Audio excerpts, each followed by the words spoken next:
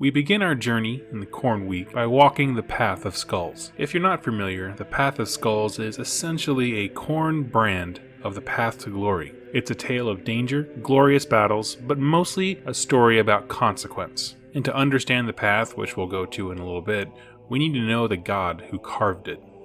Khorne, one of the 4 major chaos gods. He's the god of rage, of bloodshed, of slaughter, martial prowess. He embodies the idea of might makes right, and he is the mightiest. He expects those same qualities from his followers. His temple is the battlefield. Slaughter is his desired act of worship. Conquest is his desired offering. Strength, weapons, and endless life of bloodshed are his gifts.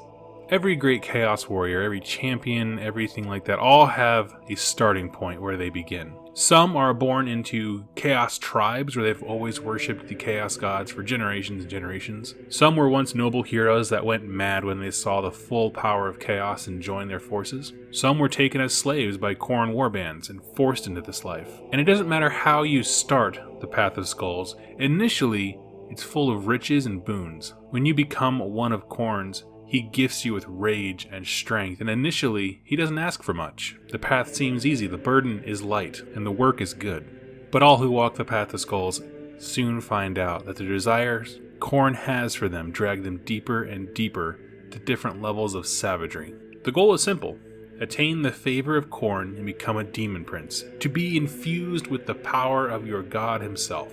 But the road to get there is full of danger. You could just die in battle, there's backstabbing between you and your own men, and of course the ever-present threat of just turning into a spawn one day because you ticked off Khorne himself. So as we go into Khorne Week talking about these momentous and great heroes and the things they do on the battlefield, let's take one such Path of Skulls to see how someone gets to those points. This is just one example of how someone might become a champion of Khorne.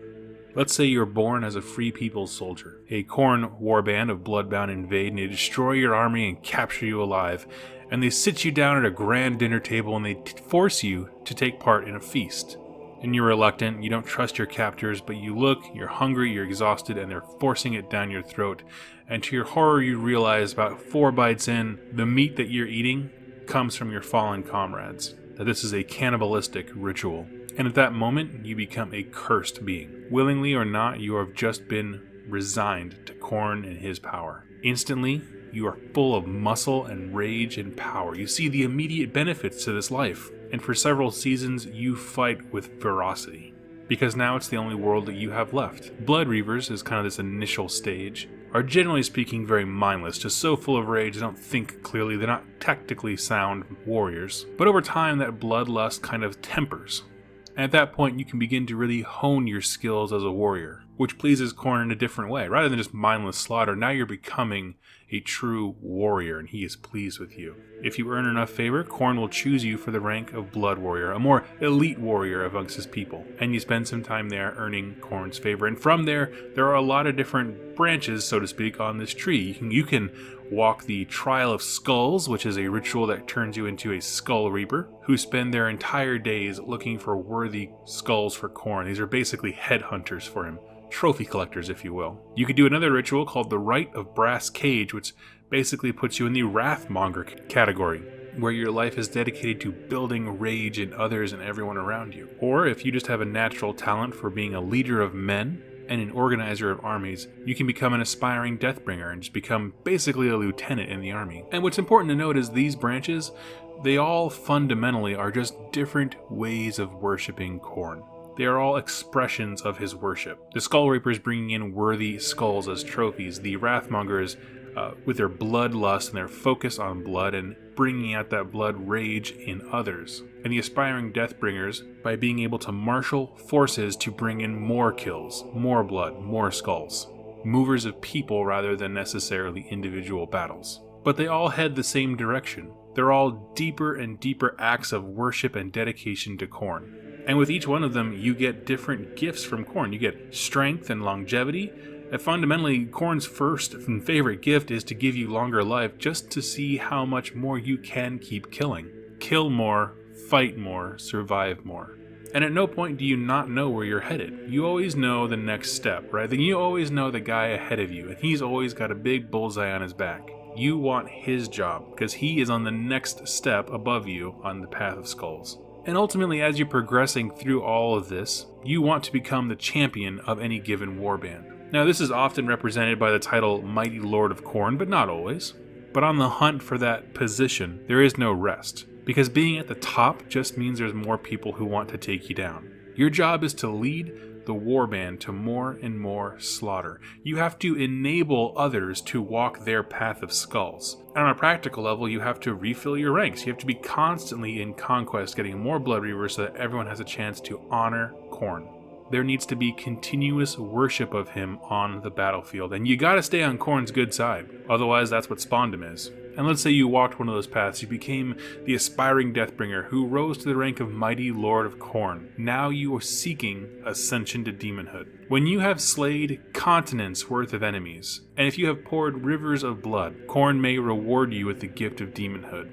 Now, to be honest, 1 in a million will ever make it to this point. There are very few Mighty Lords of Khorne, very few people who really have the attention of Khorne to seriously think that they can become a demon prince. Because if you reach this point, you are a champion of men.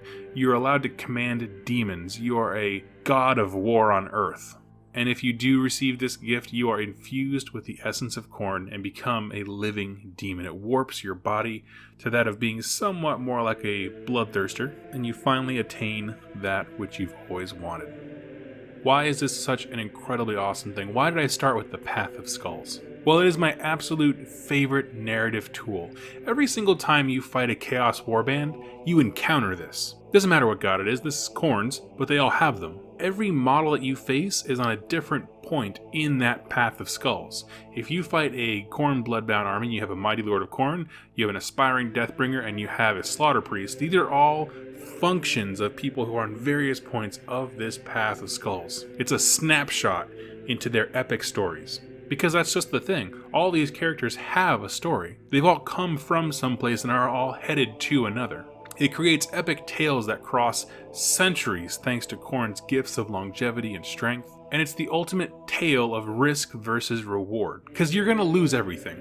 Everything that you love is taken away from you. Your mind, your body, as it's warped and twisted, your soul, loved ones, your home, it's all taken away from you. But what you gain is immortality, purpose, and something that can't be taken from you, right? You give up all these things that will go away eventually anyway, and you spend your life seeking something that'll never be taken away, which is demonhood, immortality. It's a story of endless devotion, indescribable rewards, and unimaginable costs, things that we would never pay. And these elements are the things that epic stories are made of.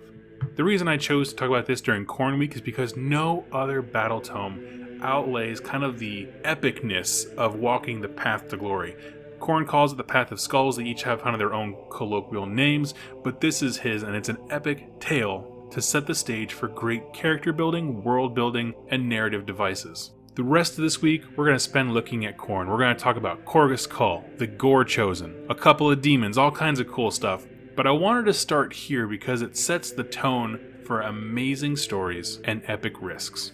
If you like this video and you want to learn more about Khorne or really any Age of Sigmar lore topic, go ahead, click subscribe. Tell me in the comments what you'd like to hear next. With Khorne Week being upon us, I have this week's content already planned out, but I'll be going back to your questions next week. Thank you so much for joining me, and I look forward to seeing you in tomorrow's video. Thank you so much for watching, and happy wargaming.